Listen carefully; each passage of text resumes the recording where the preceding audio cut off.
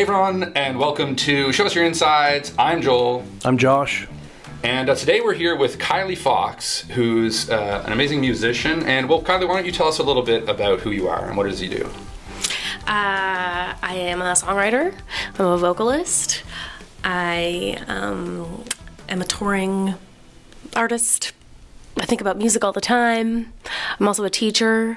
Recently I've acquired some voice students who are just as passionate about musical theater as I am. So it's really fun to kind of pass on my love of singing and being loud and taking up space to Fredericton's youth. Amazing. Mm-hmm. Very cool, very cool. Oh, and I should have mentioned, well, Josh, you maybe covered that we're also being supported and being aired through CHSR. I don't know if you want to... Yeah, CHSR in Fredericton, your campus radio station, 97.9 FM. So you can check us out on their airwaves, or you might be checking us out on YouTube. But either way, we're proud to be in partnership with them. Yeah. And I'm sure Kylie's had a few songs on CHSR over the years. I know Joel and I are musicians as well. For us, it's a pretty awesome platform for anybody that's trying to go from... their bedroom to something bigger, I guess. Totally. So, Yeah, absolutely. Well, so this is technically our episode 2. So we're still kind of learning the ropes with this whole thing. And, you know, we're set up now. We had to switch mics. I don't want to go into too many details, but one of the mics might have been falling. You know, we're trying to figure out how to get everything rigged properly. There's a lot of wires, but it all seems to be working well. So, Kylie, you know, how long have you been? Let's just get right into it. Do we want to? Let's go back to the beginning. Let's go back to the beginning, Kylie, and you know, how long have you been doing music, and you know, what got you into it? You know, all of the things you've been asked, I'm sure, a million times. But. Well, I've been filling journals with songs ever since I was little. I think the first original song I've ever performed was at a Girl Guide talent show when I was 5. I sang a song about Jesus that I wrote. I still remember it. It's funny how if I look back on those journals, I can look at the words and I can remember the melody I had in my head. At the time, I was in piano lessons, but I hated practicing, and I didn't really have an instrument to match up with what was in my head. Not until kind of honestly 12th grade, first year university. It was my first time living by myself, and I started writing on the guitar.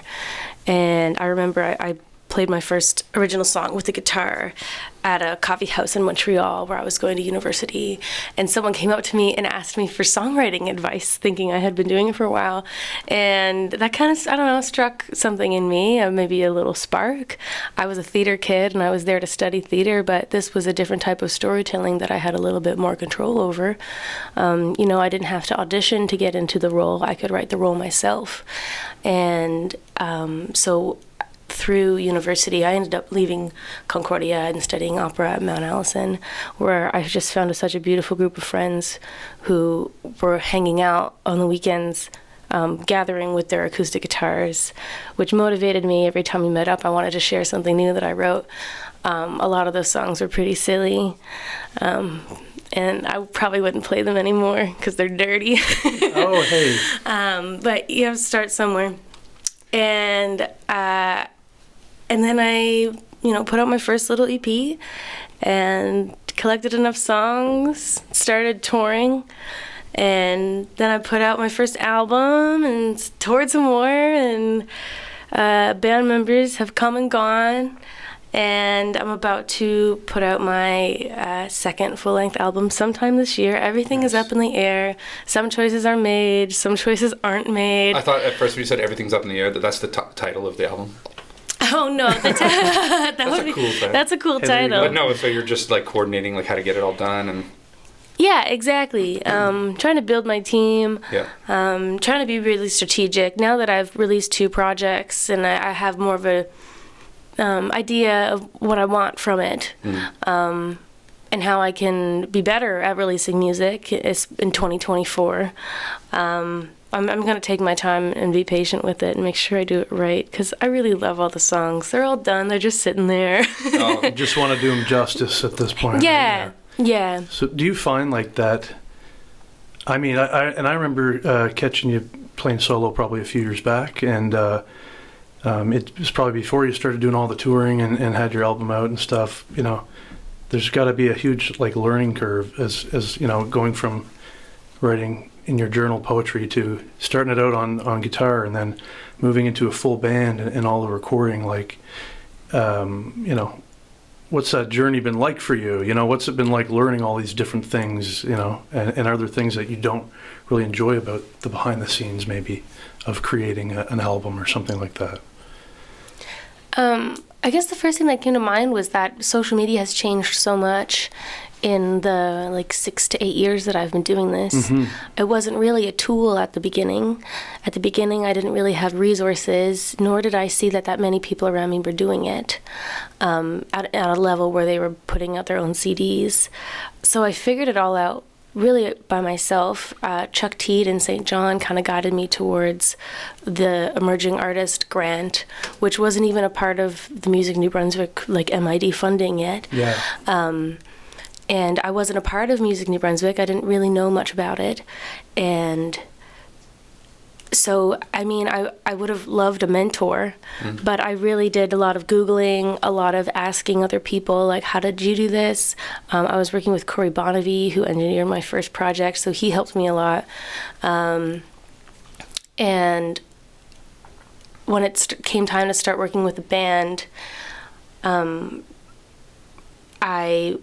it was simply like play what we had recorded.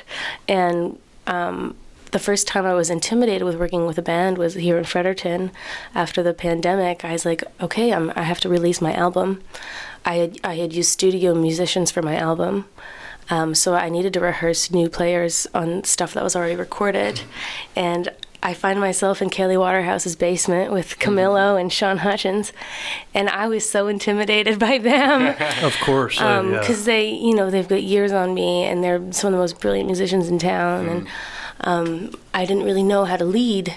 And I guess looking back on that to how we are now as like a family, collaborators, you know, you both know working in a band, there's lots of layers, because your colleagues, and you know, if you want something, you have to know how to say it, and you know, maintain great relationships. So I really owe a lot to those guys. We're having a lot of fun, and so this record that we're about to put out, I was able to write it with them, bring them to the studio, make a turkey dinner for us to share. Nice. You know, like the process has been so elevated by having more people involved. I guess to round up the question is that I started off by myself, and now I don't feel like I'm by myself at all. Amazing. That's So cool. beautifully put, and I can relate to all of that, especially, you know, not knowing how to lead is a big, that really hits for me because I struggle with that as well, you know, and I have to fake being an outgoing person for my job sometimes or whatever. We all have to, but to really get in a room with people and try to tell them what you want for your song or whatever, and do it in a way that they're not going to hate you or whatever, right? It's definitely an interesting part of evolving. So I totally relate there to you. I was going to say, you definitely, like, kind of your brand or what, like, you know, comes across is, like, you have a lot of fun. Like, you seem like with the band, you guys have a lot of fun. A lot of, like, the imagery, like, you use, like stars or glitter or, like, bright things, like, shiny things. And I'm curious, because you said you teach also. Like, does that come a little bit from there, or is that just, like, something you love? Because I know kids, I love working with kids. I've always, like, kind of been inspired by, like, the creativity of kids.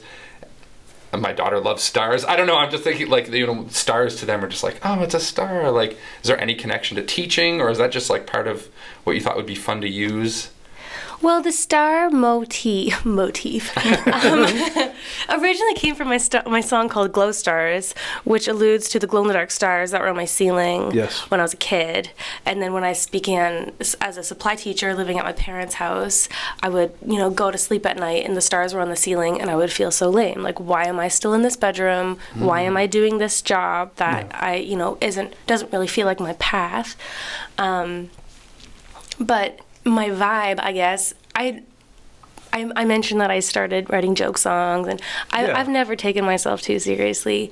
I've always really wanted to be cool my whole life, but I think I'm like a dorky theater kid, and I love festival and carnival and color, and I want to create a space where that's what it feels like to enter into a Kylie Fox concert. Is I want this, the storytelling and the images to lead, and the excitement and the fun to lead, and I want people to leave feeling like they had a really awesome experience.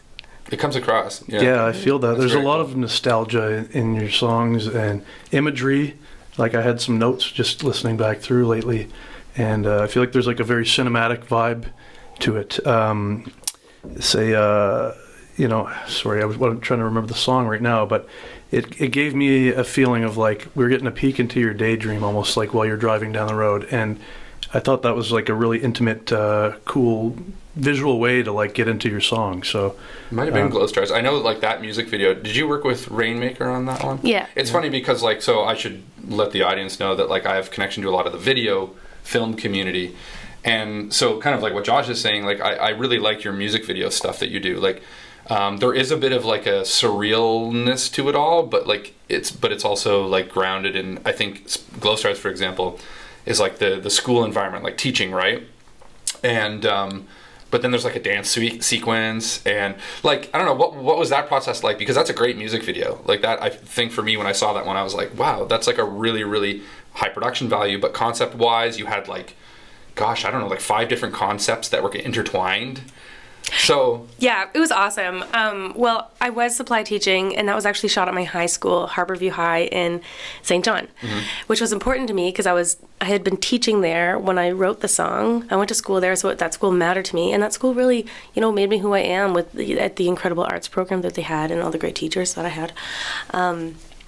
So I actually got some of the friends that I had done the musical theater with to be in this choreographed dance for free. I was like, I'll give you a pizza party. Pizza party is just pizza. yeah, that's okay though. That's, you're right. Pizza party's always just pizza.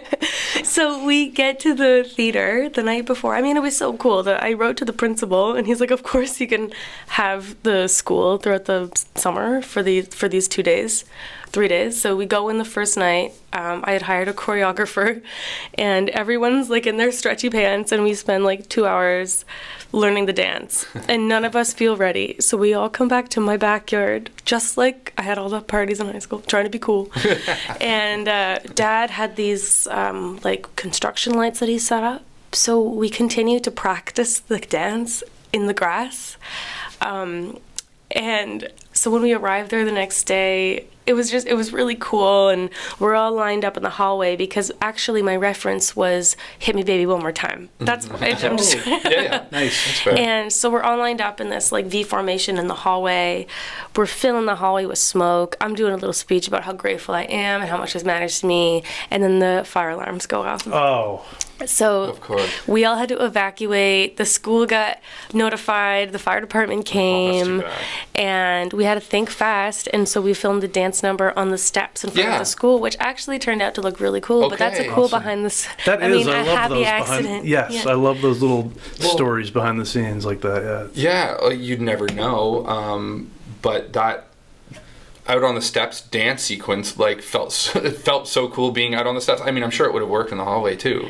But Yeah. sometimes that kind of stuff happens, and like watching the music video, I thought that was the fact that it was outside. I don't know. It felt like a scene from a like 80s like romance movie or something. I don't know. Totally, because Yeah. the light, it was night was falling, the lights had come on, and even the principal emailed me the next day, and he's like, "We're so sorry, we've turned off the fire alarms, so you can You can do it That's- again. you can now? do it again." Oh my god! Did you ever It's so think funny. you would like someday be like principals would be at your whim? At your old Never. school, like turn Oh, off I the always fire had them alarms. wrapped around my finger. Let's be There- real. okay. Yeah, I was gonna say. I feel like probably that was. So you talk about that, always trying to be cool. I can relate there. I feel like I struggled with authenticity and popularity a lot growing up. And I feel like when I kind of became an adult, music was where I really found kind of my authentic crowd and some of my best friends. And I do have friends from before as well, of course. How about you? Do you feel that at all? Do you feel like the more you really got to dive into your artistry, that you felt like you're becoming more of your true self, or do you feel like that you've always been pretty confident in who you are? I've always been confident in who I am, but sometimes at which compromises my social position. I guess I'm thinking of when I started high school. Sure, that's where I go back to as well. I've always been I think, fiercely, I would wear what I felt like wearing. I would wear my patchwork overalls with my space buns, a billion necklaces, and I didn't think twice. And then when we get to high school and I'm still dressing like a clown, my friends, a lot of them decided that I was like really interfering with their success socially in high school. There's actually a song on my next album about that, and how I think that I created a guard over my heart against how that made me feel at such an important time in my life. Yeah. There was actually a moment where, there was just like a school dance, and I got uninvited to get ready, and it's such a little deal that really affected how I felt in my first year of high school. And I ended up finding an awesome group of friends that were more in the musical scene. And, the friends that, felt like I got ditched by, I would still consider them friends. Like, we were all growing and learning. I mean, like any creative person, maybe I'm generalizing, but there's a social awareness that comes with it. You've got some days where you feel like you're on top of the world, and some days where you feel really confused. Absolutely. And, in regards to songwriting, I think that actually my most authentic songs happen when I'm not thinking about performing them. I actually find that once sometimes if I start writing a song and then I start picturing me playing it at a venue I like, it gets in the way. It becomes less authentic. So I find that I really have to find, a place of grace, of spontaneity when writing a song. I love, my heart rate goes up when I'm like crafting it and it's a puzzle. But if I feel like I'm in a moment where I'm writing it to, satisfy the cap, then I shut it down because it's not real anymore. I think that's just what happens when you are habitually making your songs public. Totally. I think there's that struggle, right? Like, and me and Joel talk about this all the time, man. As much as I would love to say I don't care what other people think, there's always a struggle between that, because you're putting a big piece of your personal self out there for people to observe or pick apart or judge, whatever, right? And I think it takes a lot of, I think it's brave to be like, no, this is not authentic enough. And that was something I noted about your songwriting, is it feels very vulnerable. And, there's lines in there that, feel very real. Like, maybe, if I was writing, I'd be on the fence. Like, do I really want to share this honest of a look at who I am or my experiences, right? And like you said, and that's where I think where you got to be like, that's exactly what I need to put in there, because if you want to connect with people on a real vulnerable level, you have to show them that you're human too, right? And that's what I really like that I got from your songs. Very authentic. So I read somewhere, I don't know where I read this, but it was a songwriting advice that if you're writing a song, address a letter, all the things that you would never send to someone are the things that you should put into a song. Totally. That was good advice, yeah. You just have to mask it, maybe change the name. Yeah, that's it, yeah. Time it right. Yeah. No, that's a good point. I think it's funny with art is that, like, I talk to a lot of different people in different mediums of art, whether it's music or video, film, painting, whatever. There's that side of you that just wants to like create something for the sake of getting it out, and then there's that side of you that wants to create something to connect with other people. And the part of you that wants to connect with other people cares about what people think, and the part of you that just needs to get it out just needs to get it out. And at the end of the day, like, it's not going to matter if people like it or don't like it, because if you got it out, you just know when it was successful, because you're like, oh, okay, I can breathe now, and then you can move on from that thing. It's like therapeutic. Totally. But then sometimes, like you say, the two can sometimes combine in a way where, like, you think it's just to get it out, but then all of a sudden, like, someone says, like, I'm not really a fan of that song. You're like, oh, really? Like, what's wrong with it? Why not? Yeah, why didn't you connect with it? Or, like, you play it live. Like, maybe that's an interesting question, which is kind of like the difference between, like, once you have a song, I've always, like, had a hard time, because people don't always connect live to music. They connect to it as, like, a one big thing, as, like, a performance, but, like, each individual song, like, for instance, like, you could write a song, play it for 5 years, but once you record it and release it, suddenly people are like, oh, you play it live and they want to hear it live, but you've been playing it already for 5 years, but people don't even really know that you have, because they haven't been able to connect with it. You know what I mean? Like it's not like they don't have a relationship with the song yet. Do you find that happens where, like, once a song is released, you see people, like, singing along to it live or, like, connecting with it more? Well, I mean, that's just exactly why once you play a cover song, there's some spark in the audience. People love to hear the things that are familiar. Yeah. So if they have an opportunity to hear some songs before you play them, they're like, yes, I know that one. I can, say a couple words of this chorus. Yeah. I know I do some homework last minute when I go to concerts, because I want that feeling. I want to, oh, okay, this one.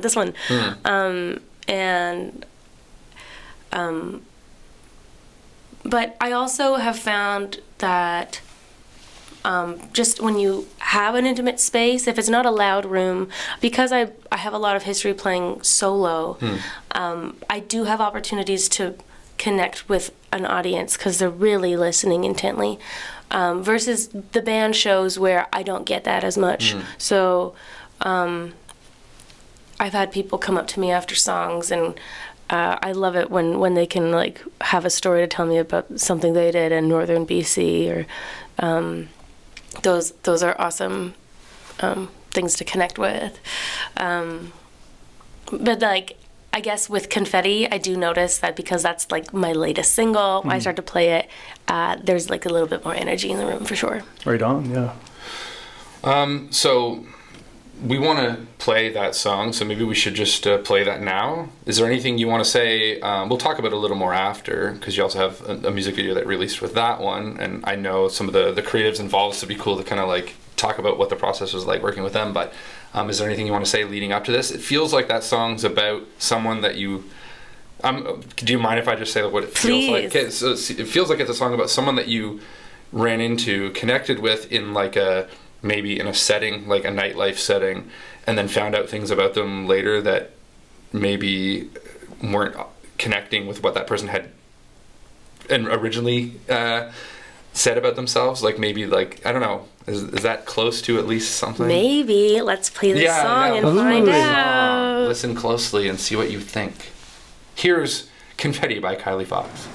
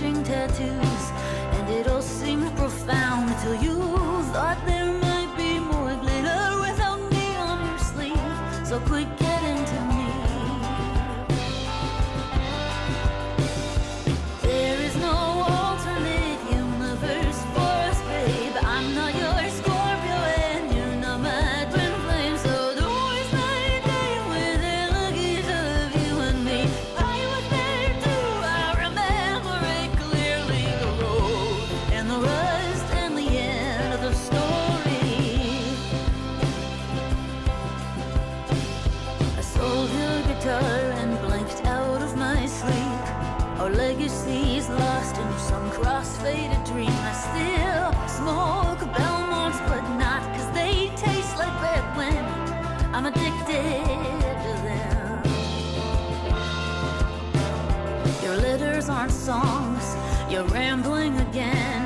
flame isn't fate, and my mom's not your friend. Give your 8-ball a shake when your wife is awake, rooting like a fire escape.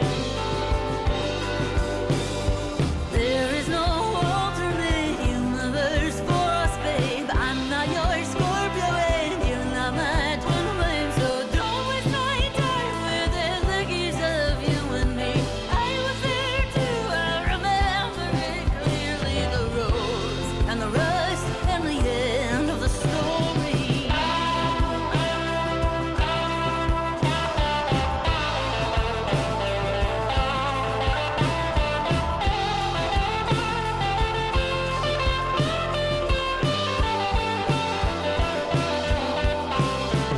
There is no alternate universe for us, babe. I'm not your Scorpio and you're not my twin flame. Is it actually me that you're wishing for New Year's Eve? We're getting old, you're not the rebel you used to be. Novelty falls, you walk over confetti.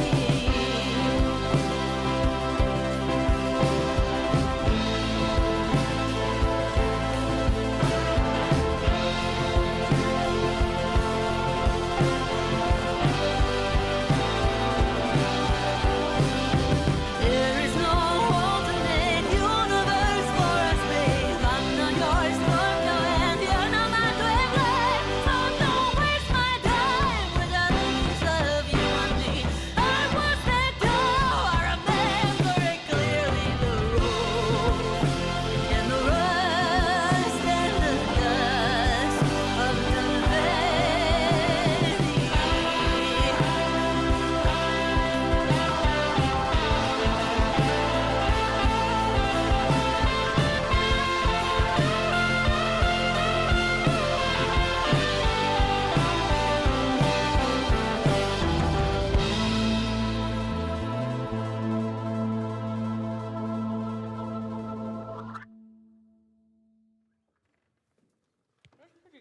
I did something completely different. Ma'am, could I have some ham? Extra ham I on would my like- sandwich. Extra ham. My breakfast burrito didn't have any ham on it, so I'd like your ham. On the outside, it's all Yeah, just wrapped around. it'd be better if it was bologna, but if you got So that was Confetti. That's your newest single. And you've got some stuff that you released with that, like the music video that came out.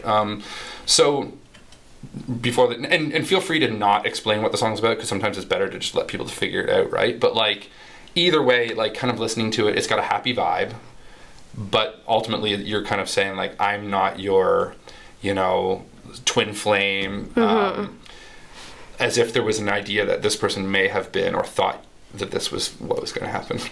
Yeah. Yeah. Expectation versus reality. Yeah, perhaps, maybe. is a theme I kind of was picking up on. Which is cool because yeah. it's confetti, and the idea that like I saw confetti like celebratory, Yep. as if it was so epic of a thing that then it feels like there's like a shift where it like was like a realization that this was just a dream. It could never have been anything. Or it just falls to the floor, and, Oh. There you go. and then it's a pain in the ass to sweep up. Oh, that's even cooler than I even pictured. There's novelty, like the newness of Yeah. things. That's good. Is always sometimes the prime of the thing. Yeah. In a relationship. Very good. Very good. Very good. That's what we thought your song was about too. No, I love that though. Like the confetti being the celebratory like symbol of something that then becomes this huge pain in the butt to deal with. That That's the a great- reality of confetti is much worse than the idea of what it represents. Yeah. Yeah. Very Well, I think this raises a couple cool points. Yeah. About authenticity. This song isn't about me at all. I'm a Pisces, not a Scorpio. good. Okay. So this is an example of an earworm I had, and I would just have the melody of the chorus in my head. I had different lyrics for it because sometimes I use nonsense lyrics. So this is an example of Yeah, a song. totally. You've got the songs where it's everything's put out of your heart. They're your emotions. They're your stories. They're your images.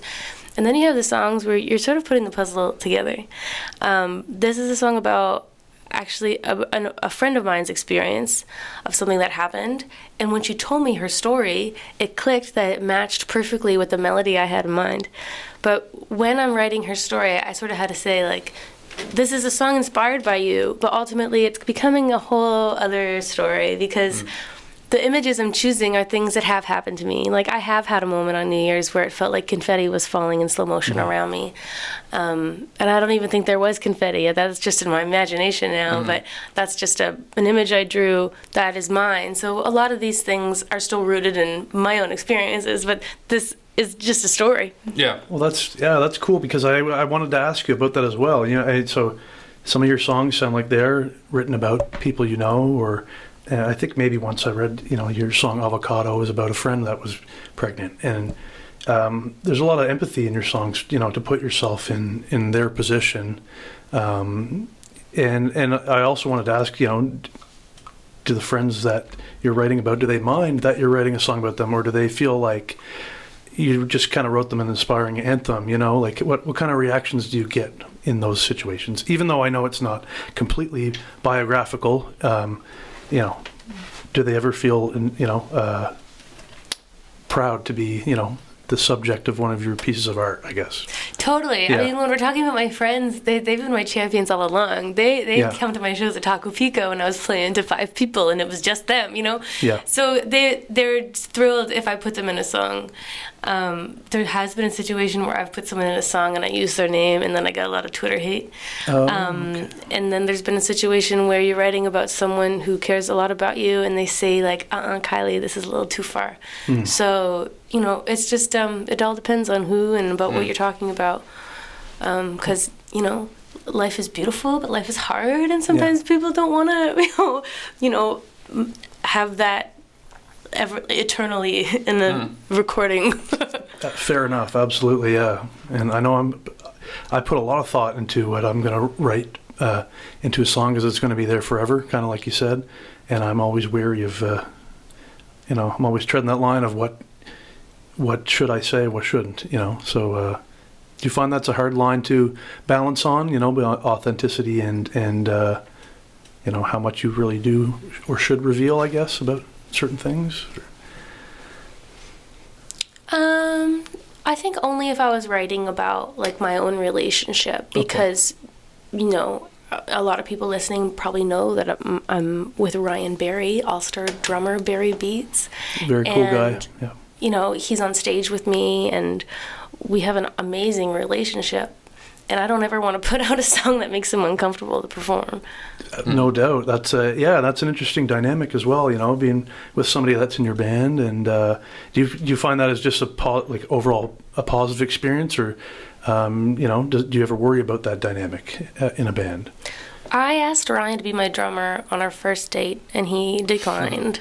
5 years later, we're very happy. I mean, it's amazing to have someone experience like your person experience that with you, especially keeping the beat, and like all of my wins are his wins too.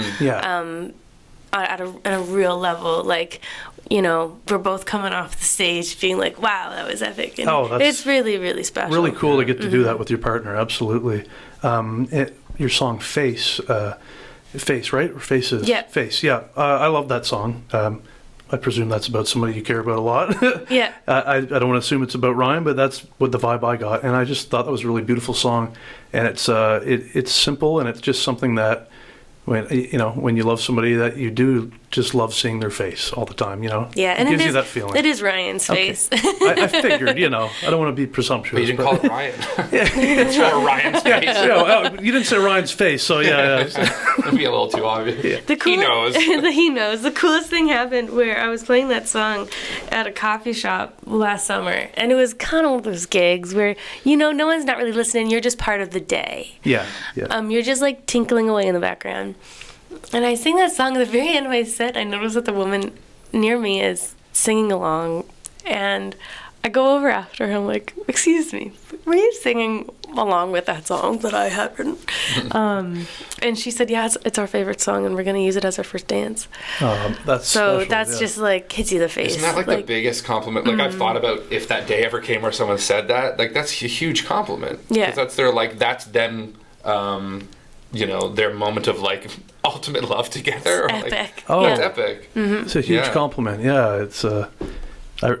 I remember when Carly and I got married. There was a guy, John Trost, and he always had a song on XM at the time or something, and you know, like a super well-known guy. But we used his song and emailed him and said, "Hey, this is gonna be our first dance," and he was like thrilled about that as well. So I think it's really cool that people will take the time to let you know that, you know. Yeah. And, And I think that's the point of why we do it. Yeah. I mean, I do love attention, and I do love sparkly things and photo shoots, but ultimately, it's the connection. It's the I'm gonna write this thing and give it and see what happens. yeah. And because you know, we all have songs that have affected us at a huge level. And I think we're all just trying to figure out life, man. Yeah, we're all trying to connect, I think, and that's what I think, Joel, and that's kind of what this show is about. We want, I think, you know, a lot of artists, we just want to connect, and we want people to see us for who we are, you know, and I think when someone does that, that's pretty amazing. Like your song connected that deeply with them. So, I'm finding that authenticity too, like, always seems to be going hand in hand with like that connection, and then that because if you can connect with someone authentically, then you never have to feel like you don't have to be fake, or like you can just let your guard down and like breathe, and then they know you who you are. And I think like if you can get to that place as an artist, which then we could get into like, you know, the idea of bands that have these diehard fans and then they kind of change, and then fans feel like, oh, what we connected to and thought was authentic feels like it changed. And it's like kind of an extension of how people feel about like a friend that you might have had, and then all of a sudden you feel like you don't know them anymore, and what does that mean? And anyway, yeah, authenticity and connection are like, yeah, pretty cool things when you feel that, whether it's like a live performance or like in a moment where someone says, this song, not only do they know it, but they're like, we've chosen this song to like represent our love for each other. Like that's pretty huge. Yeah, it's pretty cool. Yeah. Have you seen the new, what's it called? I'm about to bring up something I don't even know the name of it. It's like a show on Netflix where it's like a documentary on country music and pop music and how. No, but it sounds like I should be watching it. Yeah, and they interviewed like Brandi Carlile and Dolly, and they introduce. One of the things they said was that country music is rooted in authenticity, and pop music was not. Okay. And suddenly they're blending pop and country, and you know, diehard country fans are like, you know, having to reconfigure what they think about country, and do they really like this new pop country? And it's just kind of fun to think about. yeah, it's interesting. I'm definitely somebody that's always thinking about that. Country music has I have a weird relationship with it, where I grew up listening to a lot of it. And then I got sick of it, and then I didn't like the iterations of it, and then I realized I'm probably just being a snob. And, you know, so I'm always changing kind of my view on it, but I definitely personally tend towards some of the old, more gritty songwriters, I mean, like the Chris Christopherson era and Willie Nelson and Dolly Parton and all that. And, you know, you seem to have a strong connection to country music as well. Did you grow up listening to a lot of those old songwriters, or is that something you got into later once you became a songwriter? Or I've had a big connection with folk music. Folk music? Which is, you know, not far off. Yeah. Very authentic, but the Joni Mitchell is like my beacon. Yeah. And I got to see Joni last June, which was that's amazing. absolutely amazing experience. Yeah. Songwriters like Gordon Lightfoot, I think we depend on our parents a little bit when in our childhood to kind of show us the ropes of the music, and what they're passionate about kind of rubs off on us if they teach it to us in a good way. And so that's how Dad and I bonded growing up, was putting a Joni Mitchell song and singing along. So yeah, Joni has really set the bar for songwriting. Speaking of vulnerability, like, you know, she's totally open in her songs, it seems. So that's quite a you know, figure to look up to. And I think I've seen you do some John Prine before, or you do maybe a tribute you've done John Prine. Yeah. Okay.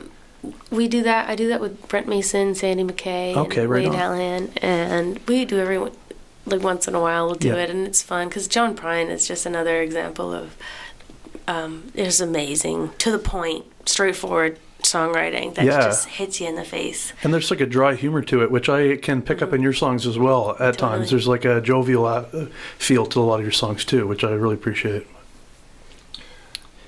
Can we talk a little bit? There, that's the end of the show. No. Just cut to black.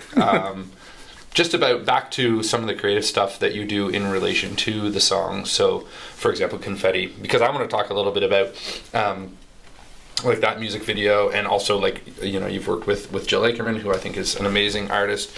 How do you find when you go from you've got a song, you know, you go through the whole process, which sometimes can be difficult, of like refining the song, recording the song, re-record, you know, all that process, and then you suddenly go, oh yeah, I have to come up with some sort of visual to go with this, some sort of video to represent it. Like, how do you go about that? Do you find it comes naturally and you're just like, oh, this song is this thing, you can already see it? Or do you find that process difficult?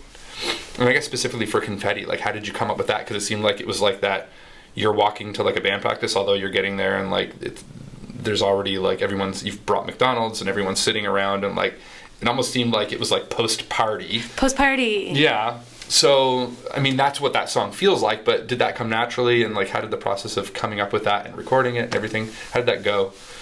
I think I had the initial idea of like walking down the street. We were going to do it in one take on film, and then we were like, that could be a big undertaking. It's so hard to do. Honestly, I'm really indecisive. I'm very indecisive. I'm very artistic, but when I have to make one choice on a visual, whether it's an album, single, cover art, or a video, it's so nice to have a collaborator to sort of take the reins. I can hand over the song because, a lot of my work I feel is done at that point, and I want, someone else's interpretation. So we had the idea of, like, I wanted like a New Year's element, a party element. There had to be confetti. It was Jill's idea to bring in the McDonald's, which really makes it. Yeah, Because you know what she did? She caught me wanting to look cool. Okay. Because I was just gonna walk down the street smoking. I don't even smoke, and But it looks cool. but it looks It cool. undoubtedly And then looks she's cool. like, "But you have to take this stupid Sobeys bag and this greasy McDonald's." Yeah, then you like hand it out to And everyone. then it's like she's just like, and then it's way more me. Yeah. Well, it felt like, so speaking of authenticity, it all of a sudden took you out of a music video and put you into almost just like you hanging out with the band. Yeah. So like it kind of created that moment of like, oh, cut the BS, like we're just hanging out eating McDonald's after a party. Yeah. Which is very relatable, obviously. Oh, yeah, And New works Year's really well for the McDonald's, song. like that's, yeah. It's interesting that somebody else that you work with can be like, you're not being authentic enough to Yeah, yourself. Like she that's, called me. that's That's important. good. Like, you know, Yeah. because I like starting out as a self-taught, indie, whatever. I think there's that air of like, well, nobody's going to be able to like portray what I want as good as I can, and that kind of just proves you that it's not always the case, right? So that's pretty cool. Yeah, that's like a top tier collaboration. Yeah. And then Jesse worked on it, right? Jesse Anthony? Yeah, So I he wanted to shot give, like, it. a shout out to him too, because he's just like a really. Yep. I would say he's like I would argue he would hate that I would say this, but like I think he's like the best cinematographer in New Brunswick. He's just so good. Like you can trust that he's going to do the job well, and he's not going to like, accidentally. Anyway, he's great, and he's also just like a solid dude. So yeah, shout out to Jesse. Shout out to Jesse. He also worked on Horny and Bored, which is also a Jill idea. Like, I kind of thought it would be cool if I was in this, like, kind of, like, lush, I don't know, bedroom situation. And she's like, no, I think you should be in an inflatable dinosaur costume. Right. Walking around Fredericton, pissing people off. That's so great. That's perfect. Yeah. It's almost a little like, well, in my era growing up with like Tom Green-esque stuff where like it's just the response of people to something. And yeah, that was a pretty epic and everyone's kind of seen that, like a video with the inflatable dinosaur doing something. So like seeing like a video of you just in an inflatable dinosaur like going around the city, and you said that like part of it was actually like just piss people off, like see how they react to it. Well, we waited in line for a coffee at Milltown, and they were all very upset. Like, they just weren't having it. No. You get like one of two reactions like that, or people are like, People thought it was funny most Yeah. of the time. And then we were over the bridge, over the highway, and everyone started honking, but I was just that's doing amazing. this little dance. Yeah. That's so that cool, was though. yeah. Well, and I'll wrap up the video. I love video too. Was that one shot on film? Was that like 8mm or something? It was on camcorder. So Jill did Oh, the okay. camcorder part, and then Jesse came in and filmed us. Because it kind of had a lo-fi kind of vibe. Yep. Like, yeah. It was just on a dinky little camera. Yeah, which was cool That's too. cool. I like that. Yeah. Well, I mean, it's cool that you're like experimenting a little bit and then finding those people that can connect with the song and Yeah. portray it that way, because that's pretty rare. I think, Actually, Jill and I just finished our 3rd video together Ooh. for a song that will be on the upcoming album. Okay. Are you allowed to like give any sort The of hints? premise is, well, we were talking about Ryan. He Yeah. let me put this song out about him because it's about all the great things about him. And so Ryan, for those of you who don't know, Ryan, he wears the same thing every day. He's got a costume. He's like a cartoon character. Yeah. And so we made a puppet. Actually, Jill Salmon made a puppet that looks just like Ryan. And That's so very cool. all of the band members are, themselves, except Ryan is a puppet. And hilarious. we kind of leaned into a Sesame Street reference. Yeah. The Yeah, song yeah. sounds a little 70s Sesame Street jazz forward. Lots of flute, lots Say of no saxophone. more, I'm Kelly there, yeah. Waterhouse makes herself known. Oh yeah. And so we had a lot of fun with this music video. We're excited to put it out. That sounds amazing. Sounds like it sounds like you have a lot of fun doing what you do, and you're surrounded by like amazing musicians. Like you said, Kelly and Camilo and everybody. It just that's got to be a lot of fun, just doing projects with people that you get along with and are fun to be around. And they're Yeah. excited about it too. Yeah. We're all kind of sharing in it. It's awesome. Yeah, yeah. It seems to be good vibes, whether it's a live performance or even from like you guys on camera. For instance, in Confetti, like just everyone hanging out felt real. Like when you're all hanging out, like, and I feel like that's probably, whether the camera was there or not, that may have happened regardless. Yeah. And I think that's true authenticity. So. Yeah. And I like that too. You talk like you don't want to take yourself too seriously, and I think that is something a lot of probably musicians struggle with is like, do you want to give them the image that you think they want, or do you want just your own image, right? And I like that, a song "Horny Aboard," you're going around in a dinosaur costume, because it does show that you don't take yourself overly seriously. You know what I mean? And I think that makes it a lot more relatable for people as well, right? And really confuses old people. It's right, but at this They point, just don't get it. they're a lost cause. Don't cater to them. Yeah. I'm They got one foot in the door. but I'm 1 foot in that category. Yes, you're ancient. Well, I mean, the beard doesn't help, right? Well, Like, yeah. I always get like, what, like ambiguous age? Like, how Yeah. old are you? I'm like, I don't know. Joel, I stopped counting. we were talking about another show we're going to do called Tangents. Mm-hmm. We're going to go on tangents, but we're also going to have really bad spray Spray tans tans. Yeah. and dress like older With tuxes. gentlemen. That's yeah. brilliant. Tanned gents. Tanned gents. Really bad spray tans. Yeah, that's as far as we Which got I on want, the speaking of show. authenticity, I'm going to go for an actual really bad spray tan and just like dedicate to that. Let me know how it goes. Yeah, I've never had a spray tan. I used to do the tanning thing back in the day because I had the vitamin D deficiency, like in the winter, Cool. where I'd just be Metal. That's Yeah. oh, Because I was so that's what I used to tell people too. yeah. And then I was like, oh wait, I'm basically like a ginger, and I don't tan. I just turn orange. So That's cool too. Though. that's a spray tan basically. Yeah. Anyways, yeah. You glow in the dark, or right on. Well, we're like pushing up on, like you said, time just flies when we're doing this. It's Yeah. good. Like once you, and I find too, like as soon as you start actually kind of getting into that like rhythm of conversation where it feels more natural, that's when you're like, it's been a long time. Yeah. Because it takes a while. I think like not that it's super unnatural to have these in front of you. Yeah, so I know I kept.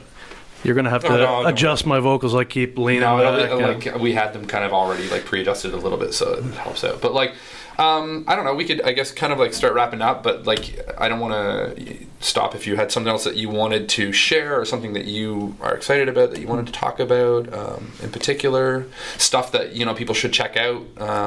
Well, if this podcast is coming out before the Matt Minglewood shows in April, we're opening for Matt Minglewood April 12th That's at the amazing. Fredericton That's so Playhouse. cool. Yeah, and April 13th at the Moncton Casino. I'll be performing at the East Coast Music Awards and the Singer-Songwriter Circle on the Saturday. I'm also performing at Paddlefest.